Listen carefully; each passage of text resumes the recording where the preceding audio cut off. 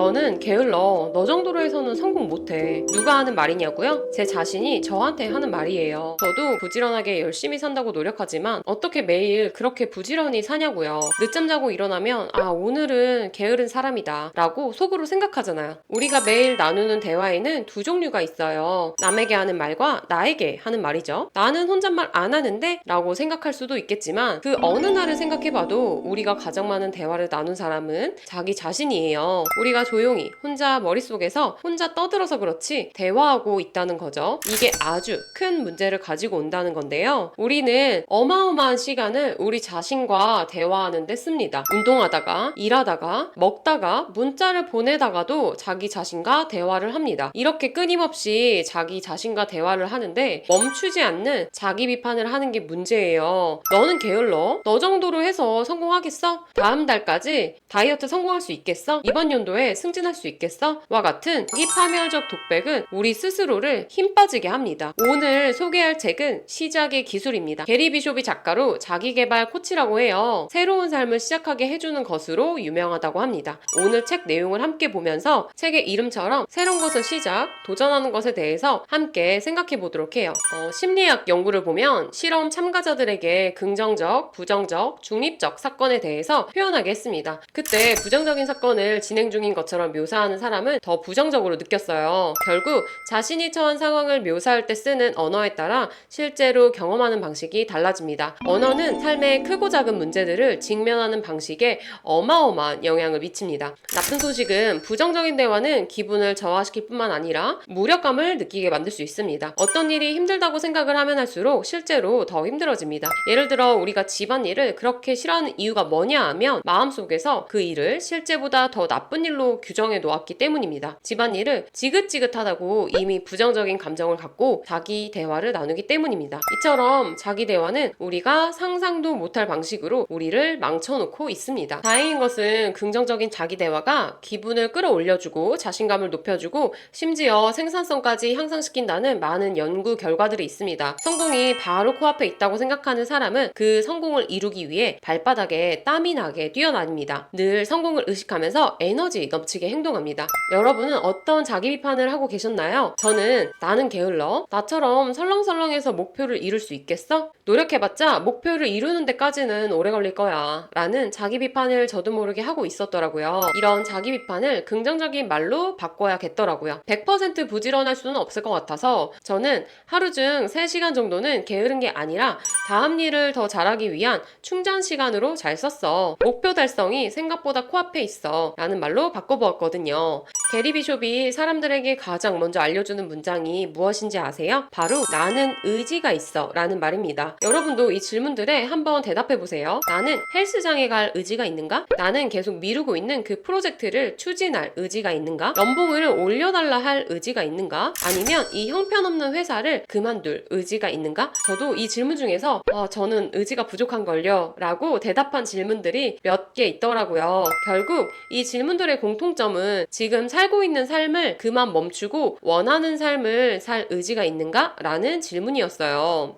우리는 게으르거나 동기가 부족하다고 생각해요. 하지만 실제는 그냥 그러고 싶은 의지가 없을 뿐이에요. 뭔가 회피하는 이유는 그 일을 하고 싶지 않거나 할 수 없다고 속으로 이미 스스로에게 말하고 있기 때문입니다. 그렇기 때문에 지금은 없어 보이는 의지를 만들어야 해요. 참 슬프면서도 웃긴 게 옛날에는 그 의지가 활활 타올랐던 적이 있다는 거예요. 젊음의 활력과 호기심 때문에 가능했던 시기이죠. 근데 언제인가부터 우리는 이런 마법과도 같은 상태를 더 이상 경험하지 못하게 됐다는 거예요. 부자가 되고 싶은 건 저만 그런 거 아니겠죠. 근데 우리는 그 정도로 많은 돈을 버는데 필요한 일들을 할 의지가 있냐라고 물어본다면 아니라는 거죠. 일주일에 80시간 일하고 휴가도 없이 일할 의지가 있는가? 라고 물으면 자신이 없습니다. 일론 머스크는 요즘 24시간 공장에 상주하며 일을 한다던데 그렇게 뭔가를 해내기 위한 의지가 있냐는 거죠. 실제로 내가 원하는 목표를 달성하기 위해서 필요하고 감당해야 하는 것들을 직시해 본 적이 있는지 질문해 봐야 해요.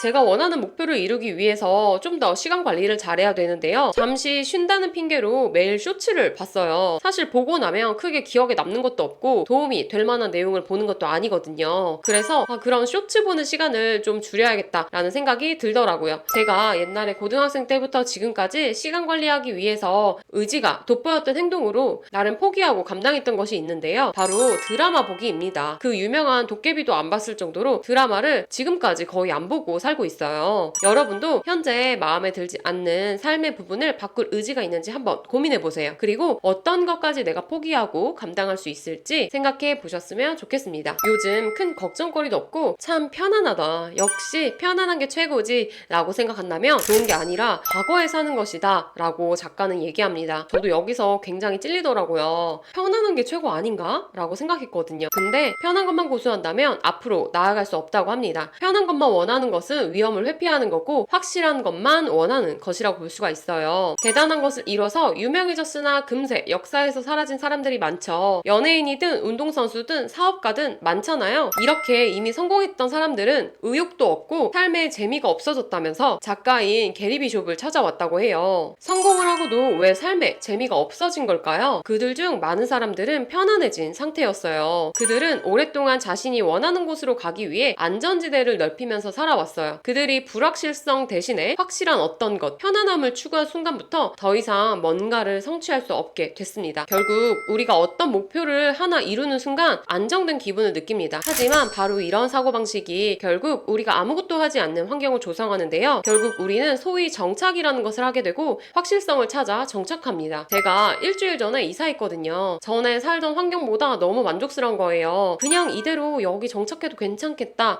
라는 생각이 너무 드는 거 있죠. 그럼 사실 저 아무것도 안 해도 되거든요. 그냥 하던 일 열심히 하고 정년까지 채운다 생각하고 집에서 집안일 하면서 쉴 거 다 쉬면 되거든요. 근데 그냥 이렇게 정착하는 삶을 상상하니까 진짜 무기력하고 노잼될 것 같더라고요. 그리고 중요한 것은 아무것도 안 하고 그냥 편하게만 살려고 하면 정말로 진정으로 편안한 느낌은 결코 가질 수 없다고 해요. 내면 깊숙한 곳에서 그것도 해볼걸 하는 찜찜한 느낌이 남는다고 합니다. 작가는 이렇게 말합니다. 감히 꿈을 꾸고 감히 위험을 감수하라. 일상의 루틴을 흔들어라. 불확실성을 즐겨라. 회사로 출근하는 길을 바꿔보던지 도시락을 싸보던지 평소에 친해지고 싶었던 사람한테 말을 걸어보던지 안 하던 행동을 해보라고 합니다. 여러분은 일상의 루틴을 흔들 만한 행동이 떠오르시나요? 저는 요즘 문득 스쳐 지나간 생각 중에 이사를 하고 나서 동네 구경을 했는데요. 조용히 앉아있기 좋은 곳이 있는 거예요. 그래서 신랑한테 잠시 아기를 맡기고 여기 노트북 들고 나와서 글을 쓰거나 책을 보러 매일 나오는 것도 좋겠다라는 생각이 들더라고요. 정말 한번 해보려고요. 나름 제 루틴을 크게 바꾸는 거거든요. 한편으로는 기대가 됩니다. 오늘 내용을 정리해 보려고 합니다. 첫째, 여러분은 자기 자신에게 어떤 자기 파멸적 독백을 하고 있었나요? 속으로 어떤 자기 비판을 하고 계셨나요? 그리고 그 자기 비판을 좀 더 긍정적인 언어로 바꿔보세요. 저는 오늘 다 왜 이렇게 게으르지? 라는 자기 비판을 가장 많이 했던 것 같더라고요. 그래도 하루 중 3시간 정도는 다음 일을 더 잘하기 위한 충전 시간으로 잘 썼어 라고 생각해야겠더라고요. 둘째, 내가 원하는 것을 위해서 포기하고 감당해야 할 것들을 생각해보세요. 저는 컨텐츠를 생산하며 육아도 만족스럽게 하기 위해서 쇼츠 보는 시간과 가족과 함께하는 시간을 좀 더 줄여야겠다라는 생각을 했습니다. 셋째, 일상의 루틴을 흔들만한 행동이 무엇이 있을지 고민해보세요. 매일 비슷한 일상을 반복하면서 뭘 어떻게 바꿀지 감을 잡기 어려운 것 같아요. 바꿀 수 있는 아이디어가 많으면 좋겠죠? 저는 밖에 나가서 글 써보기, 이사온 동네 수영장 알아보기 등을 생각해봤습니다. 여러분도 긍정적인 언어로 하루하루를 채우시고 잊고 있던 의지를 다시 활력으로 채워 하루를 새롭게 바꿔 나가셨으면 좋겠습니다. 마지막으로 저는 독서 모임뿐만 아니라 글쓰기 모임을 운영하고 있는데요. 생각하는 힘을 키우기 위해서 독서하고 글쓰기는 필수라고 생각해요. 혼자 하기 어려우나 함께하면 더 빠르게 습관으로 만들 수 있어요. 관심 있는 분들은 고정 댓글을 확인해주세요. 앞으로도 책과 관련한 삶에 적용할 내용을 알려드리겠습니다. 제 계정이 작아서 구독을 안 하시면 아마 찾으실 수 없을 거예요. 오늘도 제 긴 이야기 들어주셔서 감사합니다.